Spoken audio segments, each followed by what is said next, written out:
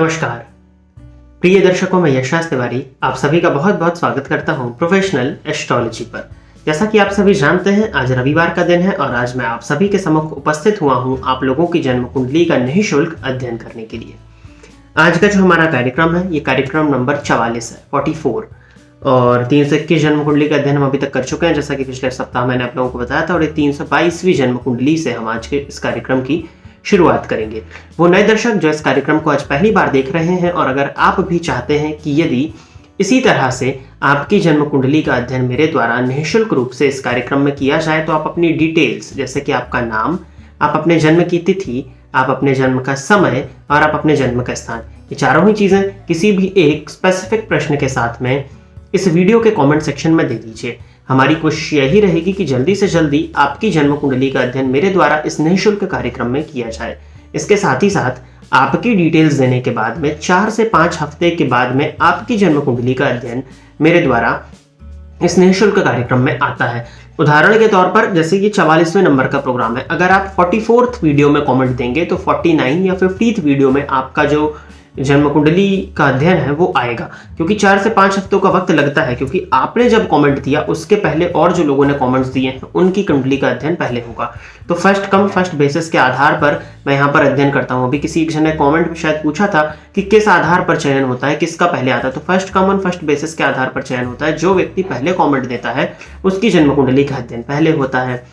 साथ ही साथ बृहत जन्म कुंडली वीडियो विश्लेषण, जो अभी वीडियोस आ रहे थे, अभी पिछले 2-3 सप्ताह से आ रहे हैं, आने वाले समय में भी आपको देखने में मिलेंगे। तो बृहत जन्म कुंडली वीडियो विश्लेषण अगर आप अपनी कुंडली का कराना चाहते हैं, पूरी एक जन्म कुंडली से संबंधित आप अपनी पूरी कुंडली को समझना चाहते हैं, या पूरी एक जन्म कुंडली से संबंधित जितने आप प्रश्न चाहें वो पूछना चाहते हैं, तो आप इस वीडियो के नीचे दिए गए नंबर पर संपर्क करके बृहत जन्म कुंडली वीडियो विश्लेषण की जानकारी प्राप्त कर सकते हैं। तो बिना विलंब किए हम आज के इस कार्यक्रम को शुरुआत करते हैं। और आज की पहली जन्म कुंडली जो है ये वसुधा जी की है। तो वसुधा जी, आप तैयार रहिए, आपकी जन्म कुंडली में ले रहा हूं। डेट ऑफ बर्थ इन्होंने बताया है 9 अक्टूबर 1992। समय दिया हुआ है जन्म का शाम के 6:15। बंदा, उत्तर प्रदेश।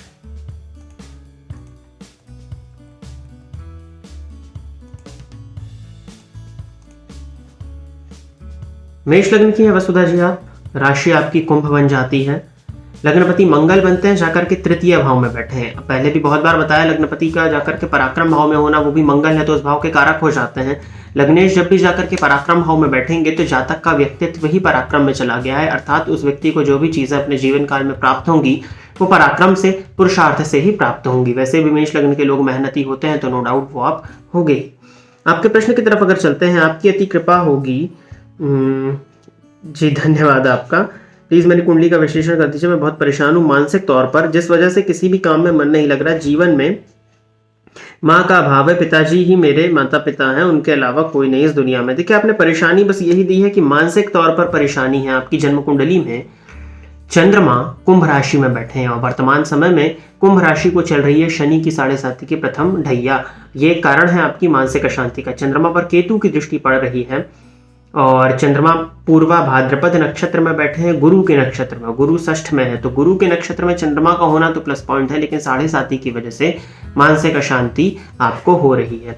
साथ ही साथ मेष लग्न की जन्म कुंडली में बुध की महादशा मेष लग्न में तो ठीक होती नहीं है, क्योंकि तृतीय पति और षष्ठ पति होते हैं आपके, तो सप्तम में बैठ के लग्न को देख रहे हैं। तो बुध की दशा मेष लग्न की कुंडली में परेशानी का कारण बनी। और तो और बुध में शुक्र का अंतर, अर्थात षष्ठेश में सप्तमेश का अंतर हो गया, जिसको कि मार्केश आप एक तरह से कह सकते हो। तो ये समय चल रहा है। अब 1992 का बर्थ है, तो मार्केश का क्या मतलब होगा? जो कि परेशानियां दे, मारक, मृत्यु तुल्य कष्ट, परेशानियां आने लग जाए। 7.5 तो मानसिक अशांति। तो ये दो चीजें हैं जिस वजह से आपको मानसिक अशांति और परेशानी हो रही है। अब देखा जाए तो लग्न और लग्न के पास में बल थोड़ा सा कम है, 3 अंश पर लग्न है आपका। लग्नेश के पास में बल है।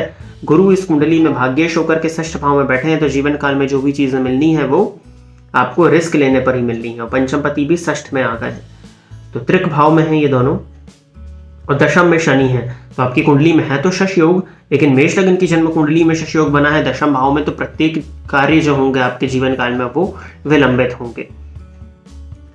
अपने पैरों का ध्यान रखिए। पैर से संबंधित स्वास्थ्य में परेशानियां हो सकती हैं, हेल्थ रिलेटेड इश्यूज हो सकते हैं। बुध में शुक्र का अंतर है, स्पेशली पैरों से संबंधित, घुटनों से संबंधित परेशानी होने की संभावनाएं ज्यादा दिखाई पड़ रही हैं।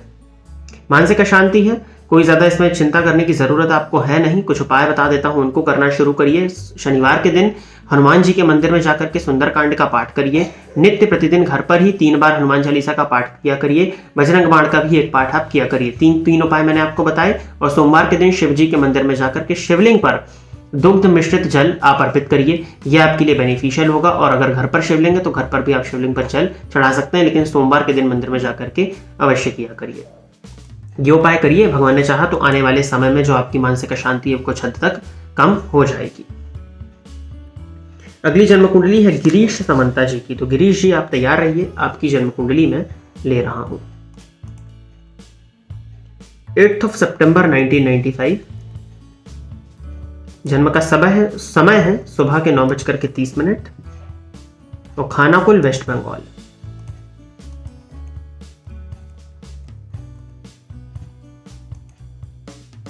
गिरीश जी आप तुला लग्न के हैं, राशि आपकी कुंभ है। तो वायु तत्वीय लग्न और वायु तत्वीय राशि, तो जन्म कुंडली को अच्छा मानिए। जो भी दर्शक जन्म कुंडली का अध्ययन करके या देख करके सीखना चाहते हैं तो आप भी, मैं जन्म का विवरण बताता हूं, साथ ही साथ जन्म कुंडली भी प्रिपेयर करते रहा करिए और जो उनके प्रश्न रहते हैं उनके जवाबों को तलाशने की कोशिश करिए। मैं ज्योतिष से संबंधित कार्यक्रम अभी नहीं बना पा रहा हूं, लेकिन आने वाले समय में आपको ज्योतिष से संबंधित कार्यक्रम और शॉर्ट्स वीडियोस भी देखने को मिलेंगे, तो आप उस चीज से निश्चिंत रहिए। परंतु जो जन्म कुंडली अध्ययन का कार्यक्रम है उसके थ्रू भी आप जन्म कुंडली का अध्ययन करना बहुत हद तक सीख सकते हैं। गिरीश जी का प्रश्न, गुरु जी गवर्नमेंट जॉब कब तक मिलेगा? देख लेते हैं आपकी पहले तो प्रयत्न आपका कैसा है। आपकी जन्म कुंडली में जो ग्रह योग मैं देख पा रहा हूं, तुला लग्न की जन्म कुंडली में लग्न में मंगल बैठे हैं जाकर के, तो थोड़ा सा आपको इम्पेशेंट जरूर बताएंगे। हालांकि लग्नगत मंगल है तो ये ठीक है आपका सरकारी क्षेत्र में जाने के लिए। और सूर्य की स्थिति को देखा जाए तो लाभेश होते हैं तुला लग्न में और लाभ भाव पे ही बैठे हैं लग्नेश के साथ में, बढ़िया है। सूर्य पर शनि की दृष्टि का पड़ जाना और शनि चंद्रमा की युति, आपके साथ में कुछ परेशानियां हो रही हैं साहब, जिस वजह से आप परेशान हो रहे हैं। देखिए, सबसे पहली तो जो हमारे अंदर की परेशानी है मैं उसको बताता हूं कि आपके लग्न में राहु बैठे हैं, यानी कि जो परेशानियां आपके अंदर है जिस पर आपको काम करना है, लग्न में राहु है। लग्न में राहु होना कोई बहुत ज्यादा दिक्कत नहीं है, लेकिन ये चित्त को भ्रमित करता है, मन को अशांत करता है, कंसंट्रेशन में परेशानी लाता है, व्यक्ति एक जगह पर टिक करके काम नहीं कर पाता है, स्थायित्व की कमी ला देता है। लग्न आपका चर है, ठीक। दूसरी चीज जो आ जाती है शनि और चंद्रमा की युति। शनि चंद्रमा की युति में सबसे ज्यादा अशांत हो जाता है मन। अब मन अशांत हो गया, हम मन के स्तर पर तो जी रहे हैं, मन का अशांत होना कहीं ना कहीं कंसंट्रेशन में परेशानी। और सरकारी क्षेत्र में सफलता के लिए आपको एग्जाम निकालना होगा और एग्जाम निकालने के लिए कंसंट्रेशन की आवश्यकता है। तो शनि चंद्रमा की युति से ये एक परेशानी, तो ये दो कमी है जो अपने अंदर, जो आपके अंदर आप हो सकता है महसूस करते हो, जिस वजह से आपकी जो सफलता है सरकारी क्षेत्र में वो बाधित हो रही है। और दूसरा कारण है सूर्य पर शनि की दृष्टि का पड़ जाना। सूर्य पर शनि की दृष्टि हो तो सरकारी क्षेत्र में या सरकारी कामों के बनने में बहुत परेशानी आ जाती है। मैंने बहुत बार उदाहरण देकर के समझाया कि सूर्य के सामने काले बादल का आ जाना एक तरह का ये उदाहरण समझिए, सूर्य पर शनि की दृष्टि का पड़ जाना, सूर्य का प्रकाश नहीं पहुंच पाता, ये परेशानी है जिस वजह से आपको गवर्नमेंट जॉब मिलने में दिक्कत हो सकता है आए। हालांकि 95 का आपका जन्म है और अगर आप प्रयत्न करते हैं तो स्वग्रही सूर्य हैं, जन्मांक नवमांश में नीच के हैं, जो कि परेशानी का कारण बनेंगे। लेकिन गुरु में सूर्य का अंतर, जो गुरु यहाँ पे षष्ठेश होते हैं, षष्ठ भाव कंपटीशन का है और वो षष्ठ भाव को देख भी रहे हैं, जो कि प्लस पॉइंट है। और सूर्य जो सरकारी नौकरी के कारक होते हैं वो आपकी कुंडली में स्वग्रही पूर्वा फाल्गुनी नक्षत्र में है, जो कि शुक्र का नक्षत्र अर्थात लग्नेश का नक्षत्र है और लग्नेश के साथ ही बैठे हैं। नवमांश में नीच के हैं, थोड़ा सा जरूर माइनस पॉइंट है, लेकिन फिर भी गुरु में सूर्य का अंतर चल रहा है जुलाई 2022 तक, 30 जुलाई 2022 तक, जुलाई तक प्रयत्न किया जाए। फिर गुरु में चंद्रमा भी आ जाएंगे जो कि दशमपति होकर पंचम में बैठे हैं, तो पढ़ाई लिखाई करके नौकरी में जाने की योग इस कुंडली में बन जरूर रहे हैं। मैं आपको सलाह यही दूंगा कि नवंबर 2023 तक आप प्रयत्न करें। नवंबर 23 तक अगर आपकी सरकारी नौकरी हो जाती है, अगर आपकी मेहनत रही, मुझे लगता है कि आपकी हो जानी चाहिए। अगर हो जाती तो बहुत अच्छी बात है, नहीं तो नवंबर 23 के बाद में आप अपना क्षेत्र फिर बदलने की सोचिएगा। लेकिन नवंबर 23 तक आप सरकारी नौकरी का प्रयत्न करिए और 100% इसी में लग जाइए। आपका पूरा फोकस गवर्नमेंट क्षेत्र की नौकरी में होना चाहिए। इस जन्म कुंडली में जो ग्रह योग मैं देख पा रहा हूं, अगर आप प्रयत्न करें तो आप सरकारी नौकरी ले सकते हैं। पिता का सम्मान करना है, सूर्य को नित्य जल देना है, नित्य आदित्य हृदय स्तोत्र का पाठ करिए और पूर्णिमा की रात में चंद्रमा को दुग्ध से अर्घ्य देना है और नित्य शिवलिंग पर दुग्ध मिश्रित जल आप अर्पित किया करिए। इतने उपायों को करिए, और 7:30 चल रही है तो हनुमान जी की आराधना आप कर ही रहे होंगे। अगली जन्म कुंडली अभिषेक रॉय जी की है। अभिषेक जी 3 जून 1984 जन्म की तिथि आपने बताई है और सुबह 10:25 संडे का बर्थ है आपका जी, संडे का बर्थ है, कोलकाता वेस्ट बंगाल।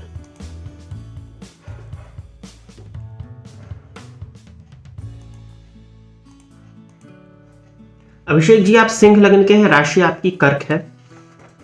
प्रश्न आपने पूछा है, please tell me how to get the success on business, so far unsuccessful in profession, लग्न is very weak, can you tell me about सकट योग, दरिद्र योग, ग्रहण योग एंड शनि मंगल योग। ठीक है, बता देता हूं सभी योगों के बारे में। आपने क्या लिखा है, please tell me how to get the success on business. सबसे पहले तो बिजनेस में सक्सेस के लिए किस चीज का आपका बिजनेस है ये जानना होगा। सो far unsuccessful in profession, Ketu की दशा चल रही है इनका। पहले तो मैं इनका प्रश्न इंग्लिश में तो हिंदी में समझा दूं। ये जानना चाहते हैं कि व्यापार में सफलता मिलेगी या नहीं, उसके विषय में बताइए। प्रोफेशन में, अपने करियर में ये अनसक्सेसफुल रहे हैं, ये इनका कहना है। लग्न कमजोर है, ये इनका कहना है। लग्न 3 अंश पर है, केतु के नक्षत्र में, लेकिन लग्नपति सूर्य दशम में बैठे हैं। चंद्रमा के नक्षत्र में लग्न को कमजोर तो नहीं कहेंगे। लग्नेश का बलवान होना कहीं ना कहीं लग्न को बल तो प्रदान करेगा ना। लग्न पर गुरु की दृष्टि का पड़ना, 3 अंश पर लग्न है तो उसको देख करके आप कमजोर कह रहे हैं, तो सिर्फ एक पॉइंट को नहीं, लग्न पर गुरु की दृष्टि का पड़ना और लग्नपति का जाकर के दशम भाव में दिग्बली होकर के 19 अंश पर बैठना, वो भी चंद्रमा के नक्षत्र में, मित्र के नक्षत्र में सूर्य का, ये आपकी कुंडली में आपके लग्न को बल दे रहा है। तो लग्न वीक तो नहीं है, तो इस पॉइंट को तो छोड़ दीजिए। Can you tell me about the Shakat yoga. जी, गुरु चंद्रमा का 6वें 8वें का संबंध है आपकी कुंडली में, लेकिन चंद्रमा स्वग्रही है और गुरु भी स्वग्रही है, तो इससे ज्यादा चिंता की जरूरत नहीं है। हाँ, मन अशांत होगा, मानसिक अशांति तो रहेगी क्योंकि चंद्रमा आपके 12वें जाकर के बैठे हैं। तो शकट योग, गुरु और चंद्रमा का 6वें 8वें का संबंध शकट योग होता है। दरिद्र योग, दरिद्र योग देखिए बहुत से होते हैं। अब आप किस चीज को दरिद्र योग का नाम दे रहे हैं ये मैं नहीं जानता, आप किस योग की बात कर रहे हैं दरिद्र योग में, ठीक है। और दरिद्र योग की बात मैं यहां नहीं कहूंगा क्योंकि सूर्य, जो कि सूर्य को ग्रहों का राजा कहा गया है, ठीक है। आत्मविश्वास, आत्मा के कारक आत्मा है सूर्य। जब सूर्य ही दशमस्त हो जाए, दिग्बली हो जाए और शुक्र के घर में शुक्र के साथ ही बैठे हुए हैं, अतिशत्रु हैं तो क्या हुआ, परंतु दशम में तो है। देखिए, राशि से ज्यादा भाव का प्रभाव होता है। दशम भाव में सूर्य का होना अपने ही आप में श्रेष्ठ राजयोग है। तो कुंडली को मैं कमजोर तो नहीं कहूंगा। लग्न पर गुरु की दृष्टि का पड़ जाना, वो भी स्वग्रही गुरु की कारक होकर के, अपने ही आप में बहुत श्रेष्ठ है। तो और ग्रहण योग, हाँ, सूर्य और राहु की युति है। हालांकि 12 पे राहु है, 19 पे सूर्य है, तो डिस्टेंस है, लेकिन दोनों ही रोहिणी नक्षत्र में है, तो बिल्कुल हाँ, आत्मविश्वास में कमी, पिता के साथ संबंध को खराब ये कराएंगे। तो ये है। अब बात आती है बिजनेस में सफलता की। सिंह लग्न की जन्म कुंडली में व्यापार भाव के अधिपति शनि बन जाते हैं, जो कि जाकर के उच्च राशि में वक्री होकर बैठे हुए हैं, तो उच्च के हैं, ये प्लस पॉइंट है। पराक्रम भाव में शनि है, शनि मंगल की युति जरूर वहां बन रही है, लेकिन उससे भी कोई चिंता की आवश्यकता नहीं। छोटे भाई के साथ में संबंधों को ये जरूर आपके खराब कराएगी। पिता के साथ में मतभेद, पिता के स्वास्थ्य में परेशानियां देखने में मिलेंगी। व्यापार के कारक जो बुध है आपकी कुंडली में, वो मृत अवस्था में है, जिस वजह से आप व्यापार में असफल हैं। अब बुध का मृत अवस्था में होना व्यापार में कहीं ना कहीं परेशानी तो आएगा, क्योंकि कारक ही कमजोर हो गया है। भावपति को तो छोड़िए, भाव कारक बहुत इंपॉर्टेंट होता है और भाव कारक ही आपकी कुंडली में कमजोर हो गया है। अब बात आ जाती है मंगल की राशि में बैठ करके मंगल से दृष्ट हो रहे हैं, तो मंगल उनको बल तो देंगे। और कृतिका नक्षत्र में है, लग्नेश के नक्षत्र में बुध संचरण कर रहे हैं, तो लग्नेश के नक्षत्र में संचरण करने से बुध को बल तो मिलेगा, लेकिन अगर पार्टनरशिप में व्यापार है तो नहीं चल सकता, आप जानते हैं।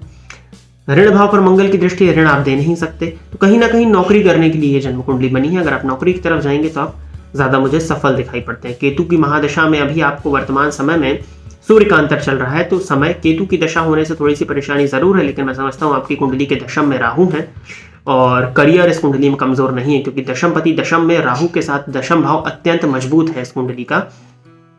प्रयत्न थोड़े से कमजोर होंगे और व्यापार आपने गलत चुन लिया होगा। मुझे लगता है कि आप व्यापार की तरफ ना जाकर के नौकरी की तरफ जाएं, और अगर व्यापार ही करना है तो पार्टनरशिप में व्यापार नहीं होना चाहिए। और व्यापार किस चीज का हो वो आपकी जन्म कुंडली को देख करके पहले जानना होगा, आप किस चीज का व्यापार कर रहे हैं, उसके बाद में उसको इधर मिलाना होगा। तो आप व्यापार लिखते तो ज्यादा उचित होता।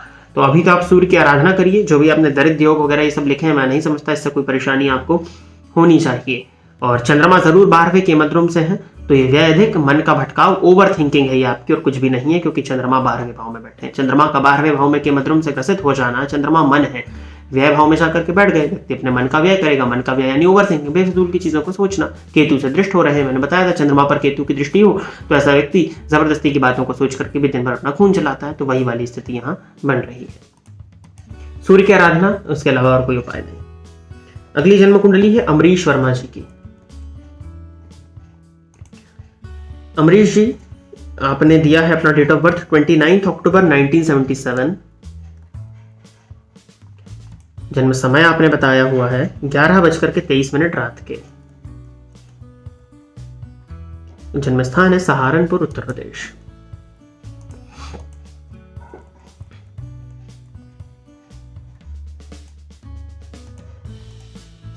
अमरीश जी, आप कर्क लग्न के हैं, राशि आपकी वृषभ बनती है। प्रश्न आपने दिया है, गुरुजी नमस्कार, क्या मेरी जन्म कुंडली में योग्य ज्योतिषाचार्य बनने के योग हैं? आप जल्दी ही कृपा करें। ज्योतिषी बनना चाहते हैं आप, कर्क लग्न की जन्म कुंडली है आपकी, लग्नपति चंद्रमा है, जाकर के बैठे हैं लाभ भाव में, उच्च राशि में, रोहिणी नक्षत्र में।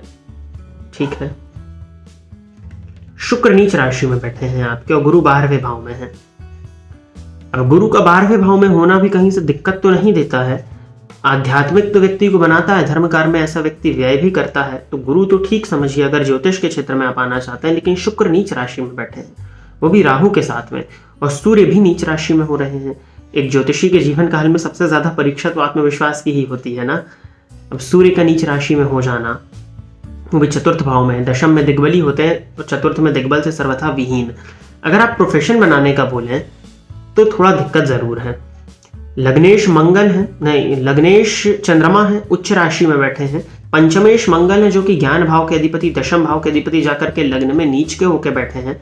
लेकिन चंद्रमा उच्च के हैं तो उनका नीचत्व भी भंग होगा और मंगल को बल भी ये चंद्रमा प्रदान कर देंगे, क्योंकि भावाश्रय संबंध, अगर आप ज्योतिष को जानते हैं तो मैंने बताया था कि जिस राशि में ग्रह बैठा है उस राशि के अधिपति की क्या स्थिति है। मंगल नीच के हैं, परंतु जिसके घर में वो नीच के हैं, चंद्रमा के घर में वो उच्च राशि में बैठा है, तो कहीं ना कहीं ये मंगल के नीचत्व को काफी हद तक कम कर देंगे। गुरु नवमांश में नीच का फल दे रहे हैं। मैं आपसे यही कहूंगा कि कहीं ना कहीं ज्योतिषी बनने के जो योग होते हैं उसमें तो कमी है। बुध को देखा जाए तो तुला राशि के 19 अंश पर बैठे हैं, तो वाणी आपकी ठीक है, आप सीख तो सकते हैं, परंतु मैं इसको आपको प्रोफेशन बनाने की सलाह बिल्कुल नहीं दूंगा। कारण है सूर्य आपकी कुंडली में और मंगल, ये दोनों ही ग्रह नीच राशि में बैठे हैं, जो कि कहीं ना कहीं आत्मविश्वास में कमी को वो करेंगे। सूर्य 12 डिग्री पर है हालांकि, लेकिन वो षडबल में कमजोर है क्योंकि जन्म रात का है और वो चतुर्थ में आ गए हैं। इस वजह से आप इसको प्रोफेशन ना बनाएं। शुक्र भी नीच राशि में है, तो थोड़ी सी कहीं ना कहीं जो नाम मान सम्मान चाहिए रहता है, जो अट्रैक्शन चाहिए रहता है, उसमें कमी आ जाएगी। तो प्रोफेशन की तरफ ना जाएं, आप इसको बकायदा सीख सकते हैं, आसपास के लोगों की मदद कर सकते हैं। अब देखिए, ज्योतिषी बनना, मैं हमेशा कहता हूँ ग्रह योग से ज्यादा जरूरी तो आपकी साधना, आपका पूजा पाठ है। गुरु 12वें बैठे हैं, कहीं ना कहीं व्यय ऐसा व्यक्ति करता है धर्म कार्यों में, परंतु साधना में बाधा उत्पन्न होते हुए देखी गई है। ठीक है, तो कहीं ना कहीं ये परेशानी का कारण बन जाएगा। तो सबसे पहले तो आपको साधना करनी होगी, सूर्य भगवान की ही आराधना करना शुरू करिए। सूर्य नीच राशि के बैठे, अत्यधिक सूर्य की साधना, बाकी आप सीख सकते हैं, लेकिन आप प्रोफेशन की तरफ मत जाएं, क्योंकि प्रोफेशन बनाने में कहीं ना कहीं मुझे परेशानी दिख रही है। बाकी आपकी कुंडली में और किसी पॉइंट पर विचार करना है। बुध नवमांश में भी नीच राशि में हो रहे हैं और गुरु भी नीच के हैं, तो आप डायरेक्ट इस क्षेत्र में मत आइए, आप सीखिए, आप सीख सकते हैं, सीखने का योग है इस कुंडली में, क्योंकि पंचम पति जाकर के लग्न में बैठे हुए हैं। अगली जन्म कुंडली देवराज सुमन जी की है। अमरीश जी, एक जन्म कुंडली का अध्ययन मैंने किया था बृहद रूप से, शायद वो 2 या 3, अभी जो प्रोग्राम चल रहा है शायद 9th नंबर का प्रोग्राम आया है ना, तो 6वां या 7वां एक फीमेल बर्थ चार्ट का एनालिसिस वो था। उसमें उन्होंने पूछा था कि उनको स्वास्थ्य से संबंधित परेशानी थी, जितना मुझे याद आ रहा है क्योंकि मैंने वीडियो बनाया था। तो उन्होंने एक ज्योतिषी बनने के बारे में पूछा था, तो मैंने वहां पे बहुत सी चीजें बताई थी। उस कुंडली में ग्रह योग जरूर थे, लेकिन वो स्वास्थ्य से परेशान थी, तो कहीं ना कहीं उनकी साधना बाधित होती, तो वो मैंने कहा था। तो आप चाहें तो उस वीडियो को जाकर के देखिए। इस कुंडली में ज्योतिष आप सीख जरूर सकते हैं, परंतु प्रोफेशन के योग मैं नहीं देख पा रहा हूं, तो वो थोड़ा दिक्कत होगा। अगली जन्म कुंडली देवराज जी की है। देवराज सुमन, 30 जनवरी 1994, समय है रात के 8 बजे, बेगूसराय, बिहार।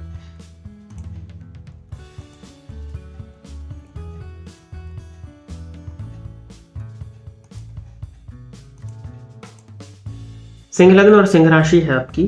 प्रश्न आपने पूछा है गवर्नमेंट जॉब बीपीएससी, बिहार से हैं आप, तो बिहार का पीएससी ये होगा। डीएसपी पोस्ट कब तक होगा? मंगल उच्च राशि में बैठे हैं आपके, षष्ठ भाव में है, षष्ठ में कारक हो जाते हैं, डीएसपी के क्षेत्र में आप जा सकते हैं। सूर्य भी षष्ठ में रिजल्ट अच्छा करते हैं, मंगल और सूर्य की युति शौर्य योग आपकी कुंडली में अच्छा बनता है।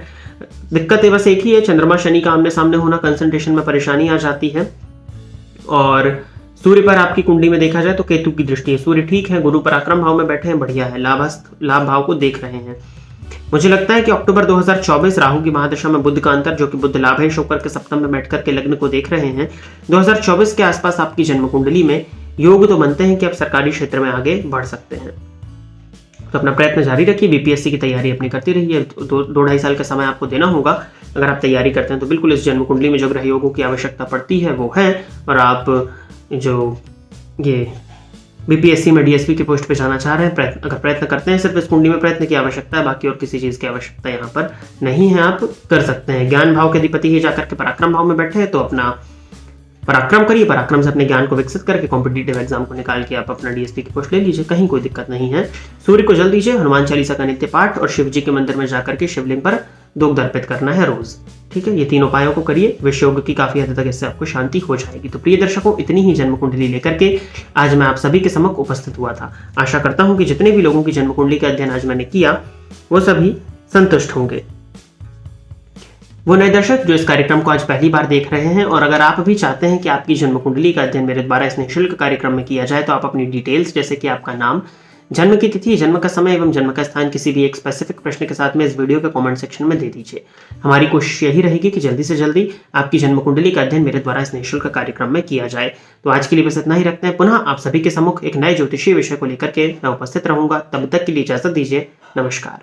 फोन पर बात करके कुंडली दिखाने के लिए एवं ज्योतिष से संबंधित अन्य सर्विसेज के लिए आप स्क्रीन पर दिए गए नंबर पर कॉल या व्हाट्सएप करके पर्सनल अपॉइंटमेंट ले सकते हैं। अब आप YouTube के साथ साथ Facebook और Instagram पर भी मेरे अकाउंट को फॉलो कर सकते हैं, जहां पर आपको ज्योतिष से संबंधित जानकारी मिलती रहेगी।